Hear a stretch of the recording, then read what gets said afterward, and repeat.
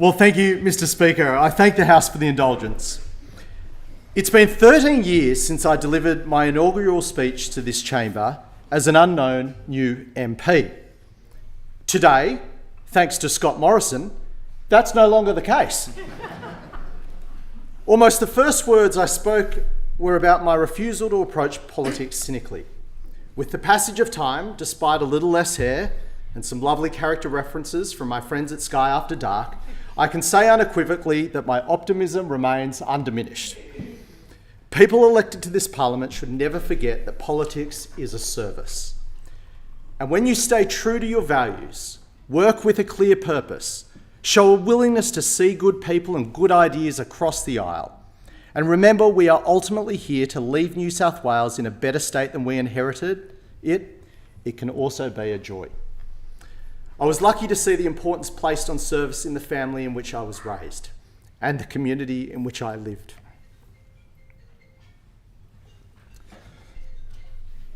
In my maiden speech, I reflected on my grandfather Jack Kean, who served in World War II, and referenced my father Noel Kean's career as a public servant and my mother Cecilia's time as a teacher and a community volunteer.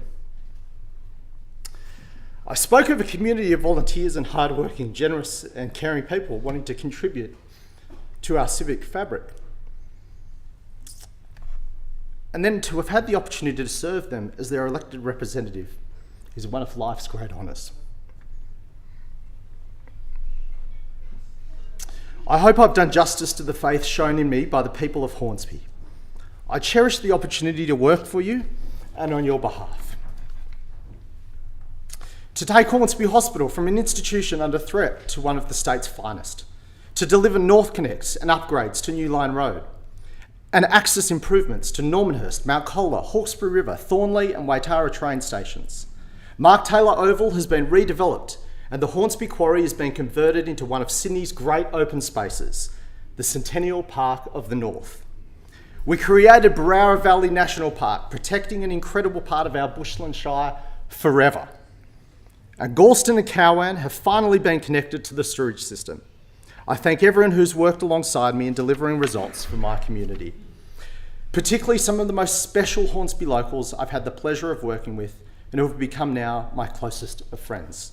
I'd like to acknowledge Peter and Patsy Marshall, Janda Longhorn, the Bainey and Sarkis families who alone make up most of my community. Peter and Frida Strow. Frida left the birthing suite to vote for me in my original pre-selection when her son Joey was only hours old. I'll never forget that or be able to repay that. To Neil Ashworth, Peter Kirkwood, Stuart and Linda English, Laurie Modd, Alexi Boyd, Tilla and Manoj Jera, Ted and Pauline Hennebury, Marie Sumpton, Bruce Wood, Mark Rushton, the Shady family, Terry and Lynn James, Elizabeth Ambrasis, Matt Pinchbeck, Jamie Davidson, Anthea and Theo Klitsch, Lisa Rothwell, Martin Dargan, Kathy Ruggiero and the Steptoe crew, Matt and Carrie Gleeson, Megan Gampson, Sonia and Andy Cameron, Jerry Hook, Mike Langford and Graham Gorry, Roy and Claire Rashpole, Julie Fitzgerald, Brian Fulmer, Ted Boyce, Anthony Sakari, Ian Best, Shannon Jones, Wendy Escott, Adam Cryer, Cole Burke, Pat Dewey, Alf James, Jeff Knowles, Bobby and Maddie Holder, Phil Downey, Rachel Chappell, Mike Begbie, Mel Knudsen and Dave Antrim, Neil Chippendale, the wonderful Kenton Desley Walker, Andrew Marin, you're a dead set legend. I'd particularly like to acknowledge the incredible Kathy Combe. Few have done more to connect and build our community than Kathy. But my gratitude extends further, and please bear with me. Politics is a family business. Politicians sign up for public life, but partners and parents have to ride the ups and downs regardless. I'm so grateful to Wendy and the kids for their patience, love and support. It can't be repaid. To my son Tom,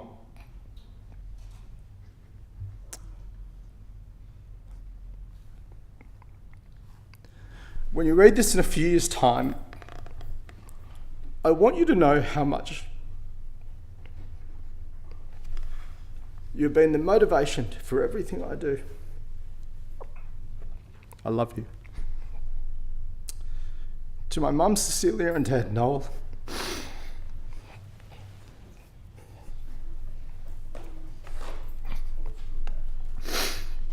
I won the lottery of life having you as my parents. Thanks. Thank you for your example of service and hard work. It's always been my North Star. To my sister Emma and brother Damien and their families, thank you for everything. I could not be prouder of you. To my extended family, Uncle John, Felicity Kean, Michael Kean, Michael and Carmel Seckledge, Kathy and Eddie Rossiter, Liz and Michael Gallagher, Jared Vince and Deb, Jane and Andy Sutton, Stephen and Joanne Vince, Diane and Patrick Vince, Chris and Kate Vince, Peter and Bernadette Vince. I particularly like to acknowledge my cousins, Brad Kean and his wife Claire, Alex and Anita Kean, Olivia and Brad Howard, for being my most unwavering and loyal supporters. Also my cousin Lockie Kean, who we lost far too soon, and we miss him so much. A special shout out to my cousin Amy Kean, who had to stand aside from all work in New South Wales when I became the Energy Minister. Thank you for that sacrifice and for your unwavering love. Brad, I couldn't have done any of this without you, mate. Each of these people have played a pivotal role in supporting me in the good times and the bad.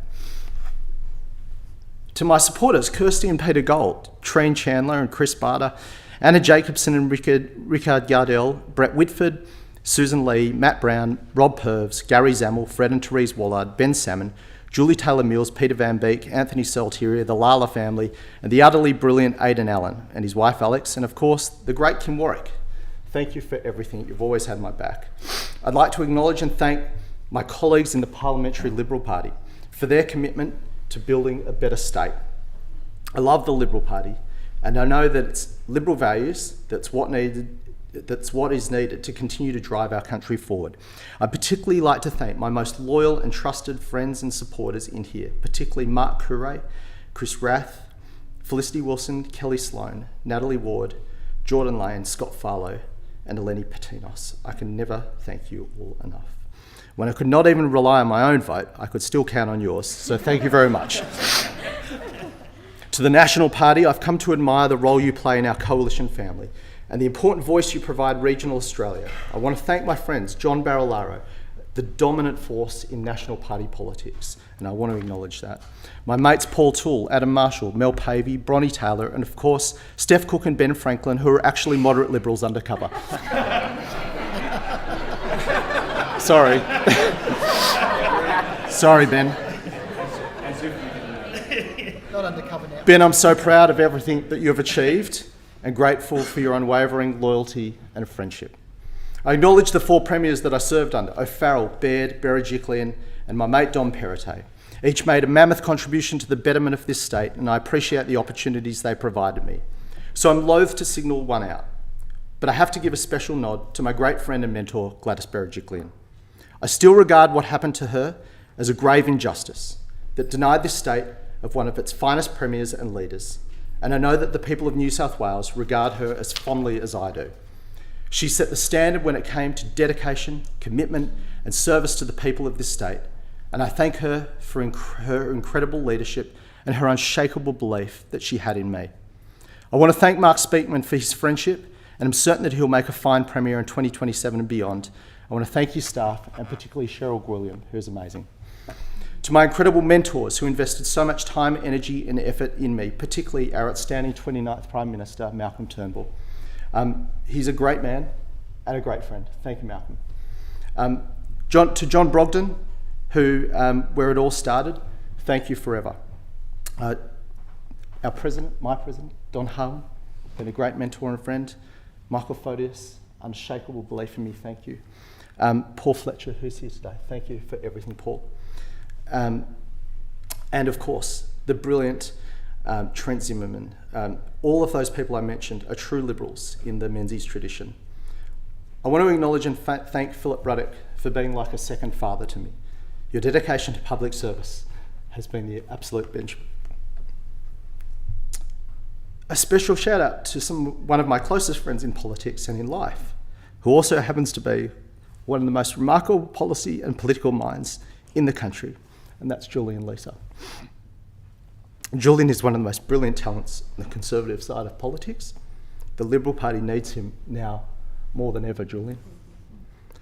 I want to thank the policymakers and supporters who helped me in various ways. Dr. Paul Grimes, one of the most outstanding public officials in the country. James Hay, Atticus Fleming, Martin Hoffman, John Tansey, Rob Stowe, Rachel Parry, Kate Wilson, Professor Hugh Durrant-White, Chris Armstrong, Professor Alan Finkel, Tracy Mackey, Justice Patricia Bergen, Tim McCullum. All served myself and our state with utter distinction. A special thank you to the Hornsby Council officials who do so much to support the community, especially Stephen Head, James Farrington, Neil Chippendale and Steve Federer. Thank you also to Scott Phillips. Can I also give a shout out to the very gifted Louisa Hearn, Paul Ritchie and Glenn Byers. They are the best wordsmiths in the land, who always made me sound much better than I was. Thank you to my staff, loyally and brilliantly led by two of my best friends, Ben Coles and Sean Berry, in my ministerial office. Both Sean and Ben are two of the best strategic and policy and political minds that I've encountered in my 13 years in Parliament. Sean is easily the best communicator and strategic mind I know, whose insights and advice have been invaluable both to myself and to Gladys Berejiklian. My success was largely due to surrounding myself with brilliant people. To that end, I want to thank all the people that worked in my ministerial teams over the years, particularly Christine Chalker, the best gatekeeper in the business, the brilliant Sharon Larby, Christian Dunk, Dimitri Palmer, Alex Hall, Charlie Hoffman, Mark Connell, Anthony Brewster, Peter Poulos, Emma Rogers, Ava Hancock, Lucy Jones-Hughes, Patrick Blacker, Lars Roy, Big Jack Keppel, Owen Shue, and many more. To my electorate office staff who serve the community of Hornsby with professionalism and dedication, thank you to Nathan Tilbury, Aaron Fawcett, Jeanette Farrell, Stephen Spearings, Amanda Long, Lynn Slevin, Chris Nair, Francis Bolster, David Nuri, and of course the kindest and hardest working electorate officer in the land, Heidi Cameron. Thank you, Heidi, for everything. I mentioned so many and could mention so many more because they helped me turn an early instinct for service into a career that allowed me to effect meaningful change. Finally, I want to thank my Liberal family. The Hornsby Liberals are some of the best you will find across the country. To my SEC President, Andrew Jetson, thank you for everything. To Charles Moyet, Lara Vanderwall, Parveen Gupta, Steve Russell, Warren Woodell, Sally Ann McClellan, Jeremy Greenwood, Graham, Verity Greenwood, Srini Pilamari, Ross Yelland, the great Steve Hopwood, Penny and Ray Becchio, Bill Lee, Peter and Helen McNamee, Uncle Joe Saliba, David Bainey, Martin Pluce, Wayne and Jackie Gober, Steve Ball, Selva Kidnapalali, Paul McKenzie, Paul and Nancy Scuglia, Uncle Chris Avanian, Warren Hendy, Ewan Gilmore, Sabah Hussain, Jack Aberdeen, Tony Bray, Wayne Van Balen, Daniel Dummer, Tom Green, Gina Maxted, Jonah Nader, Joan Stone, Valentino Musico, Dilip Varma, Gurdeep Singh, Paul Keary, Abby Smith. Special shout out to my brilliant, loyal and hardworking treasurer, Richard Hodge. You are a remarkable talent. Also, to my supporters in the broader Liberal family, thank you to Stuart Ayres, Chris Patterson, Damien Tudhope, Sally Betts, David Begg, Lucy Turnbull, Senator Andrew Bragg, Senator Maria Kovacic, Alex Hawke, Mark Texter, Bruce Baird, John Gardner, James Newbury, Alex Dord, Ned Manoon, Tina McQueen, Camillo Pesh, Remo Nogarotto, Tom Callahor, and Christopher Pine. Thank you to one of the best officials in the history of the Liberal Party, Chris Stone. Thank you for everything you've done for me, Chris. To James Wallace, you are a once-in-a-generational political talent. Thank you for your outstanding service to the Liberal Party. Thank you to my broader support network, Kristen Stubbins, Bayard Jafari, Mike Cannon-Brooks, Damien Sanford, Steve Simons, Annabelle Daniel, Tim Flannery, Ross Garno, Saul Griffith, the Harris family, Simon Curry, Kerry Schott, Lee Jellisette, Claire Savage, Daniel Westerman, Alex Wanhouse, Chris Gambian, Jack Goff, Justin Field, Gretel Packer, Peter Warren, Martin Parkinson, Jill Kilby, and everyone who played a vital role in supporting my endeavours. I got involved in politics because of an inappropriate development in my neighbourhood. We formed a community action group where I learnt the power of leveraging the political system to achieve outcomes. It set me on a path to becoming an MP. I then became a minister within 6 years of being elected. I served in portfolios for which I had an overwhelming passion, most notably as Minister for Climate Change and Energy, and was the state's treasurer. But politics is not about the positions you hold or the titles you acquire. It's about improving the state and the country for future generations. Throughout my time in politics, that is what I endeavoured to do, and I'm proud of the contribution I was able to make with many others along the way. In particular, I'm very proud of the work we were able to advance to make a little girl born in New South Wales today, make sure that a little girl born in New South Wales today has the same opportunities in life as the baby boy born in the hospital room next door. There is still much more to do. I'm proud that in my first act as Treasurer, I made an unprecedented investment to double the number of women's refuges in New South Wales. No person in modern Australia should live in fear of their safety. No person in modern Australia should fear the darkness on our streets, but that is the lived experience of many women in New South Wales. It's not acceptable, and I genuinely hope our state and our nation can finally conquer the blight of domestic violence and violence against women. I want to recognise all the contributions that various campaigners for women's safety have made during my time in Parliament. I'm proud of the investments we made in this area, but I encourage every member in this place, when you have an opportunity to advocate for programs and community groups on the front line or allocate funding, do so and do it without hesitation. I'm also proud of the work myself and my team did with the incredible Sam Mostyn, who, by the way, will make a great Governor-General. The work she did will improve the lives of millions of women across New South Wales. Our economy and our society are at their best when we afford every person the opportunity to contribute to our country and pursue the career of their choosing. We legislated a $5 billion investment over the next decade to expand access to high-quality, affordable childcare in those areas of the state where access to childcare is the biggest barrier to women returning to work. I'd also like to get on the record that none of that would have happened without my former Deputy Chief of Staff, Ava Hancock. She drove and authored these reforms. She is passionate and brilliant and has a big future ahead of her. Let's be clear. No person should have to choose between a family and their career. Too often in our state, women have had to make that compromise. Not only is that an injustice, not only is that an affront to liberal values of egalitarianism and reward for effort, it's also a handbrake on the prosperity of this state. But more than a solution of affordable, accessible childcare and a great childhood education, but more than that, the solution of affordable, accessible childcare and a great childhood education can set our children up for success as well. We know that the first 5 years of a person's life will have a huge bearing on what they will be able to achieve in their life. I believe that a person should only be limited by the size of their dreams and the strength of their work ethic, not the financial circumstances in which they were born. I've always believed that the best assets of our state of New South Wales are the people of New South Wales themselves. As Treasurer, I saw our huge childcare and early education commitments not as expenditure, but as investment. An investment that will pay a dividend to this state for decades to come. But I also recognised as Treasurer the absolute importance of making investments in our future in a way that's financially sustainable. Every dollar we borrow today needs to be paid off by our children. While I was the Treasurer of our state, I absolutely made sure we invested in our people, but we did so in a prudent way. During my time as Treasurer, we experienced the worst pandemic in Australia's history, the most expensive natural disaster on record, and a commitment to continue the coalition government's generational improvement in our infrastructure. But we responded in a way that kept us on track for surplus and kept the state's AAA credit rating. Make no mistake, the budget that we saw handed down this week, which delivered a decade of deficits, will leave our children with a bill of higher taxes and worse public services. Every parent I know wants to leave a legacy for their children, whether it's the values they instill, a good education, or the family home. Public finances are the same. We should never leave a structural debt, and we should always understand it is the obligation of this generation to pay off its own debts. I don't want our children to choose between the taxes they can't afford and the health policy they deserve when the next pandemic comes around. The better we manage the state's finances, the more freedom we give future generations to chart their own course, unencumbered by the choices we made. The reason why the Liberal Party has always been better at managing the state's finances is because we understand that society is a covenant between the past to the present and the present to the future.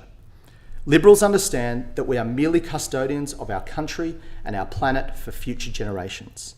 And it's incumbent on us not to squander what was bequeathed to us, but to build a better future for those that come after us. But as a Liberal in the 21st century, the biggest challenge to that principle is climate change.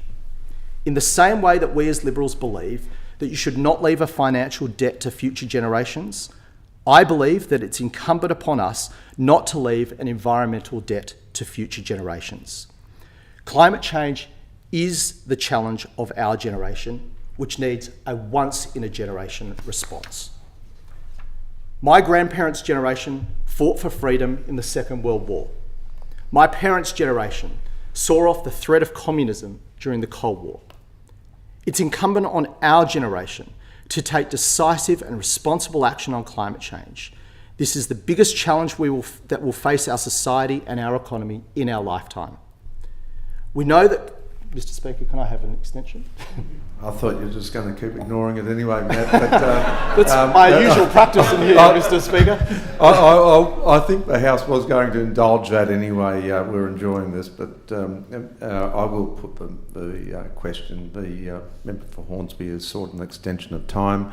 All about opinion, say aye. Aye. The contrary, no. Matt, please continue. It is incumbent on our generation to take decisive and responsible action on climate change. This is the biggest challenge that will face our society and our economy in our lifetime. We know that climate change will lead to more extreme weather events, and that these are already happening now. During my time in this place, we saw the worst bushfires New South Wales has ever had, the worst drought that we've ever had, the most expensive natural disaster event that we've ever had in the form of the Lismore floods. And for the critics who complain of an economic and financial cost from acting on climate change, let me tell you, as Treasurer, I saw the catastrophic cost of not acting. The cost of rebuilding infrastructure, towns, lives and livelihoods, and there's no comparison. These natural disasters are exactly what the scientists have warned us about for decades. But tackling climate change is not just a threat. It's one of the biggest economic opportunities that we've ever seen. It's the way we drive down cost of living pressures for families and businesses. We're not only a sun-burnt country, we're a sun-blessed country. Our country's sun and wind can deliver us some of the cheapest, cleanest, and most reliable energy anywhere in the world. This will free us from our dependency on ageing power stations and from the shocks of global energy markets. Often in the community debate on this issue, the transition to renewables is positioned as a choice between clean energy and affordable energy, between the planet's future and our economic prosperity. Let me be clear, there is no choice. The way to put downward pressure on electricity prices is to build more renewables. Our electricity prices have gone up in recent years because fossil fuel prices have gone through the roof and because coal plants are getting less reliable as they age. We do not have higher electricity prices in Australia because we have too much renewable energy. We have higher electricity prices in Australia because we do not have enough renewable energy. Realising the opportunity of renewable energy in our country is not going to be easy. We need to replace coal. We need to electrify our vehicles. We need to electrify our homes. And if we're going to realise the great economic opportunity here, we need to build gigawatts of renewables to supply green hydrogen, green steel, green aluminium and green data centres to our region and to the world. Make no mistake, there is an economic arms race underway to capture the next generation of investment, resources, jobs and innovation that's exploding around the world. And I want Australia to corral every cent of investment available to us. We have the potential to be a renewable energy superpower, which can not only protect our natural environment, but can also underwrite our prosperity for generations to come. We need to recognise that but we also need to recognise that there's genuine community concern about the energy transition. But if we do this right, the ongoing jobs and opportunities that come from a net zero global economy is the biggest economic development opportunity that regional Australia has ever had. It is an opportunity to ensure that young people in our regional centres have high-paying, quality jobs in their hometowns, and families across the country benefit from the lower power bills that will come with the transition. That is the promise of the energy transition if we get it right. That's why we gave investors the policy comfort they needed by delivering the biggest renewable energy policy in Australia's history in the Electricity Infrastructure Roadmap. It brings together reverse auctions for renewable energy generation, long-duration storage and firming. It brings contestability to transmission in New South Wales. It's one of the most comprehensive energy transition policies anywhere in the world. Since it was legislated, it has already withstood substantial tests.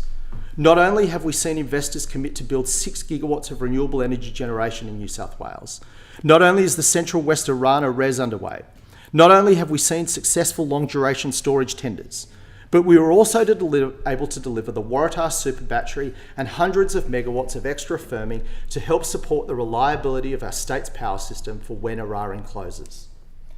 And we're on track to meet our emission reduction targets, which are ambitious, science-aligned and achievable. We did it in a way that respects fundamental conservative and free market principles. The Electricity Infrastructure Roadmap created a framework to capture investment, not stifle it. We sought to harness the power of markets and the private sector to deliver new infrastructure, freeing up the state's balance sheet to invest in schools, hospitals and roads, exactly what it should be doing. Our country is at its best when the powers of government and the expertise, ingenuity and the experience of the private sector work as one towards building a better country for all of us. And that's exactly what the roadmap does. We matched it with ambitious policies to make New South Wales a first mover on hydrogen and the best place in Australia to buy, own and drive an electric vehicle. I'm particularly thankful for the team that helped me deliver the roadmap. James Hay, Liam Ryan, Chloe Hicks, Ava Hancock, Paul Grimes and Brad Hopkins. However, I want to especially recognise the contribution of my outstanding former Chief of Staff, Ben Coles. If there's an intellectual architect of the roadmap, it's Ben. More than anyone, he saw the energy transition opportunity, and it was his endeavours that developed the ambitious policy we see today. I'm also delighted that at least in New South Wales, we've effectively ended the climate wars. I give genuine credit to the ALP and the crossbench members who worked in goodwill to refine and legislate the roadmap. I want to acknowledge in particular John Barilaro. John always believed in creating jobs and prosperity in the bush, and he saw the economic opportunity offered by the transition, and in particular the chance to diversify regional economies. The roadmap could not have happened without him, and I want that firmly on the record. It is also fitting to mention the role of Adam Searle, a fine Labor man with an excellent policy mind who was critical to this policy.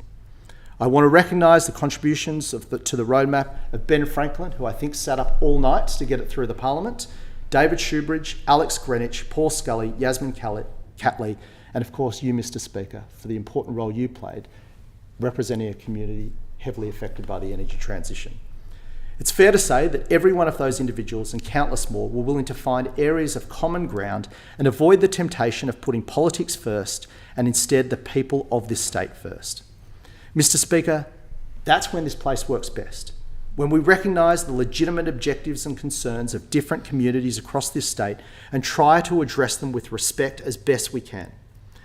Mr. Speaker, some see politics as a platform to build profile. Some see politics as a point-scoring parlour game. Others see politics as about popularity or power.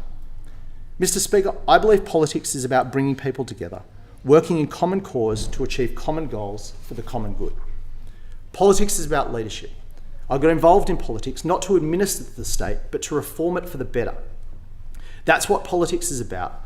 And those of us fortunate enough to hold political office should always remember that we're on the stage for a short period of time. And that's become very clear to me this week.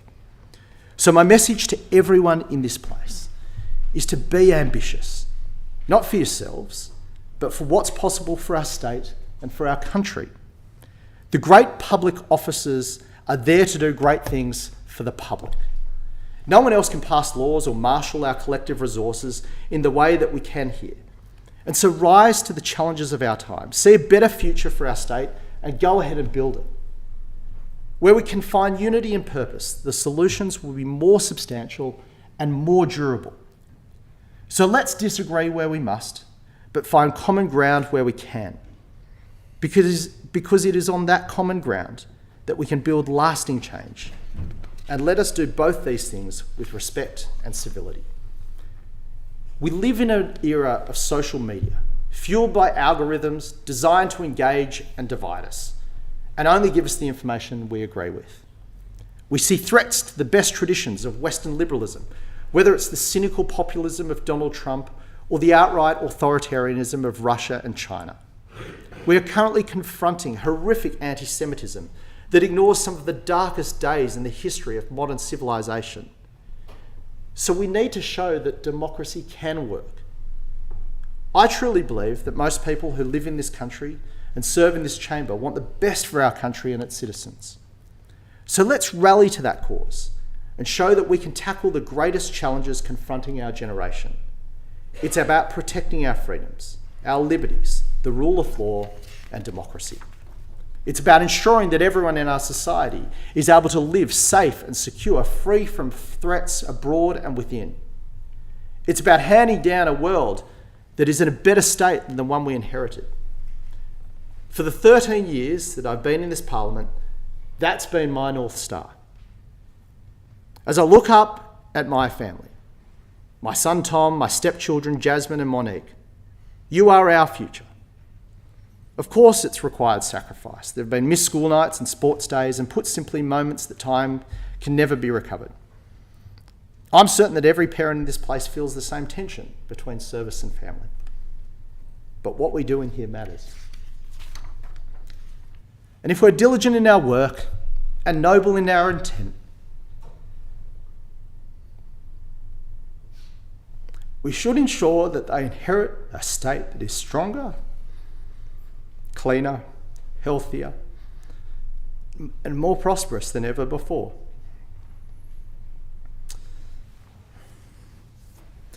We live in the most beautiful part of the world. Sydney's harbour and its beaches are the ribbon that ties our city together. From Bateman's Bay to Bondi to Byron. The New South Wales people are a people who look out from the beaches toward the morning's light. Tom, Jasmine and Monique, I hope as the sun rises on your generation, your future will be a little brighter because of what we achieved here while I was in this place. I want to thank everyone who's worked with me in this journey, and I wish you all the very, very best.